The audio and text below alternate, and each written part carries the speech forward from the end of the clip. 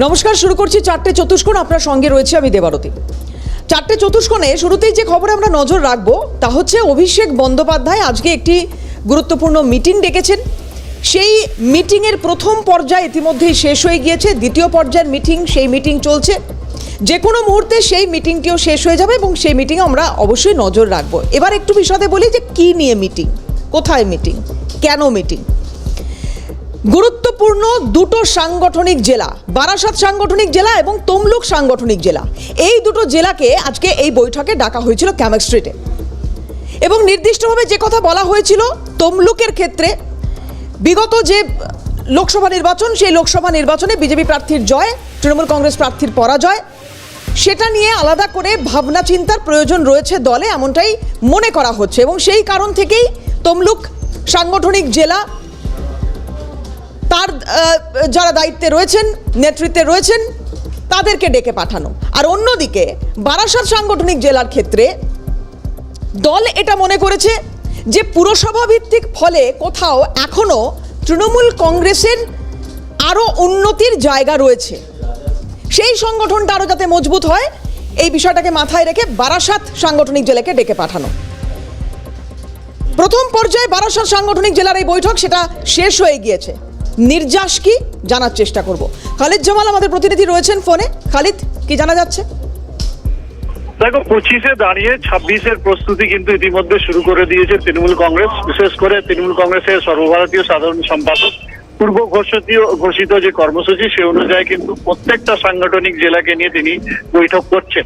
তারই পরিপ্রেক্ষিতে কিন্তু আজকে প্রথম যে পর্যায়ে, সেই প্রথম পর্যায়ে বারাসাত যে সাংগঠনিক জেলা, সেই সাংগঠনিক জেলাকে নিয়ে কিন্তু বৈঠক করলেন অভিষেক বন্দ্যোপাধ্যায়। এটা জানা যাচ্ছে যে বৈঠকে কিন্তু স্পষ্ট উল্লেখ করা হয়েছে অভিষেকের পক্ষ থেকে যে কোনো রকম গোষ্ঠী দ্বন্দ্ব বা দলের মধ্যে দল তৈরি করা যাবে না, সবাইকে মিলে ঐক্যবদ্ধভাবে কিন্তু কাজ করতে হবে। বিশেষ করে আমরা জানি যে সাম্প্রতিক যে এসআইআর এর একটা হিড়িক তৈরি হয়েছে, সেই জায়গাকে সামনে রেখে ভোটার তালিকার উপরে জোর দেওয়া, সাংগঠনিকভাবে দলকে ঐক্যবদ্ধ করা এবং তার পাশাপাশি যারা বিশেষ করে যারা পুরাতন কর্মীরা রয়েছেন তাদেরকে একসঙ্গে নিয়ে, পুরাতন, নবীন এবং প্রবীণকে একসঙ্গে নিয়ে যাতে রাজনৈতিকভাবে ঝাঁপিয়ে পড়া 26-এ নির্বাচনের জন্য এখন থেকে প্রস্তুতি নেওয়া, সেই নির্দেশ কিন্তু দিয়েছেন সর্বভারতীয় সাধারণ সম্পাদক অভিষেক বন্দ্যোপাধ্যায় বলে আমরা জানতে পারছি। তার পাশাপাশি আমরা জানি যে অনেক ক্ষেত্রে কিন্তু দেখা যাচ্ছে বিভিন্ন নির্বাচনে কিছু কিছু জায়গা তৃণমূল কংগ্রেস পিছিয়ে পড়েছিল, সেই সব জায়গা যাতে পুনরুদ্ধার করা যায়, অর্থাৎ সেখানে যে লিডটা, সেই লিডের মার্জিনটা যাতে আরো বাড়ানো যায়, তার উপরেও কিন্তু তিনি জোর দিয়েছেন। এবং সাংগঠনিকভাবে সেখানে যেখানে দল দুর্বল রয়েছে, যেখানে মনে করা হচ্ছে যে সেখানে দলের পারফরমেন্সটা ভালো নেই, দলের যে বলা যেতে পারে নির্বাচনী পারফরমেন্সটা ভালো নেই, সেটা আরো উন্নত করতে হবে এবং দলকে ঐক্যবদ্ধভাবে লড়াই করে আগামী 26-এর যে নির্বাচন, সেই নির্বাচনের প্রস্তুতি নিতে হবে বলে কিন্তু জানিয়েছেন অভিষেক বন্দ্যোপাধ্যায় বলে আমরা জানতে পারছি। খালিদ, সঙ্গে থাকো। এই বৈঠকের পর বেরিয়ে এসে কি হলো ঠিক বৈঠকে, কি জানাচ্ছেন নেতৃত্বরা, দেখুন। আভ্যন্তরীণ একটি আলোচনা সভা এবং সর্বভারতীয় তৃণমূল কংগ্রেসের মতন গণতান্ত্রিক পদ্ধতিতে সকলকে নিয়ে বসে যে আলোচনা ভারতবর্ষের আর কোনো দলে হয় বলে আমার জানা নেই। আমরা সাংগঠনিক আলোচনা করেছি, কোনো রেজাল্ট খারাপ কোথাও হয়নি। প্রতিনিয়ত আমাদের উপরে চাপ আসছে বাংলা বিরোধী ভারতীয় জনতা পার্টির, এবং তারা বাংলাকে দখল করতে চাইছে, বাংলাকে প্রায় 2 লক্ষ কোটি টাকা থেকে বঞ্চনা করে গরিব মানুষকে ভাতে মারতে চাইছে। বিভিন্ন জায়গায় যেভাবে বাংলাকে বঞ্চনা করছে, আমরা তার প্রতিবাদে কিভাবে মোকাবেলা করব, আমরা সেটাই ঠিক করলাম। সবাই তো পুরনো নেতাকে গুরুত্ব দিচ্ছে, পুরনো নেতাদের গুরুত্ব দিচ্ছে, তার সাথে নতুন নেতাদের দরকার আছে।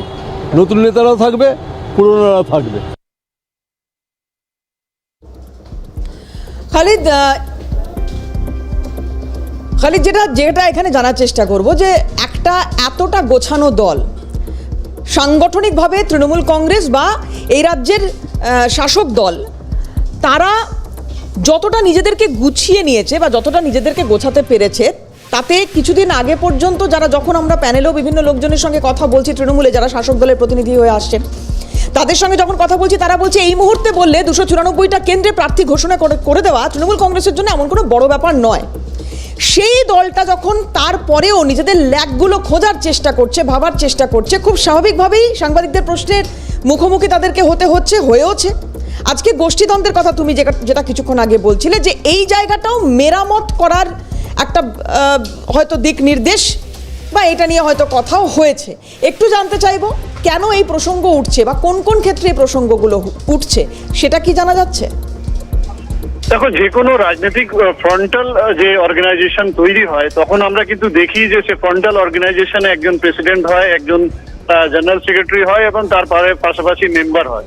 কিন্তু যেটা আমরা দেখতে পেরেছি যে বিগত তৃণমূল কংগ্রেসে যে সমস্ত ফ্রন্টাল অর্গানাইজেশনের তালিকা বেরিয়েছে সেখানে কিন্তু প্রেসিডেন্টের পাশাপাশি একজনকে চেয়ারম্যান করে প্রত্যেকটা এই সাংগঠনিক জেলাতে রাখা হয়েছে, যাতে কোনো রকম তাদের নিজেদের মধ্যে কোনো রকম গোষ্ঠীদ্বন্দ্ব তৈরি না হয় এবং সবাইকে যাতে সমানভাবে অধিকার দেওয়া যায়, যে ফ্রন্টাল অর্গানাইজেশনকে পরিচালনা করার ক্ষেত্রে সবার যে ভূমিকা থাকে সেই ভূমিকাকে কেন্দ্র করে কিন্তু এইভাবে ফ্রন্টাল অর্গানাইজেশন প্রত্যেকটা জেলাবাড়ি সাজিয়েছেন তৃণমূল নেত্রী সুপ্রিমো মমতা বন্দ্যোপাধ্যায় নিজেও।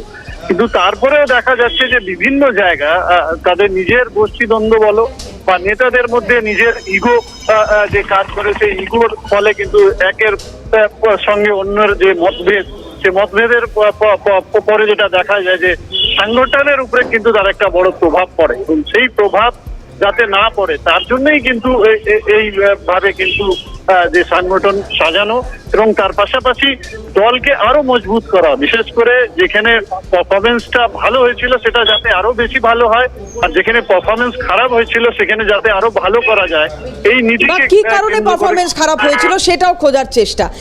খুব স্বাভাবিকভাবেই এই যখন বৈঠক শেষ হলো, বারাসাত সাংগঠনিক জেলার যারা নেতৃত্ব স্থানীয় রয়েছেন, যখন শেষ হলো এই বৈঠক, তারা যখন একে একে বেরিয়ে আসছেন, তাদের কিছু রিয়াকশন কিছুক্ষণ আগে শোনাচ্ছিলাম। এবার গোষ্ঠীদ্বন্দ্ব নিয়ে প্রশ্ন উঠেছে, কি বলছেন দলের ভেতরের এই কোন্দল, এই দ্বন্দ্ব দীর্ঘদিন ধরে সেই অভিযোগ উঠছে, কিন্তু কিভাবে এটার মোকাবিলা করা হচ্ছে, কি বলছেন নেতৃত্বরা, দেখুন। আপনার বাড়িতে জেঠিমা কাকিমা মায়ের মধ্যে কখনো অশান্তি হয় না বলতে চান? একটা সংসার চালাতে গেলে কিছু কিছু হয়, সেটা নিজেরাই আমরা আলোচনার মাধ্যমে মিটিয়ে নিই, কিন্তু দলটা ভালো চলছে এটাই তার প্রমাণ।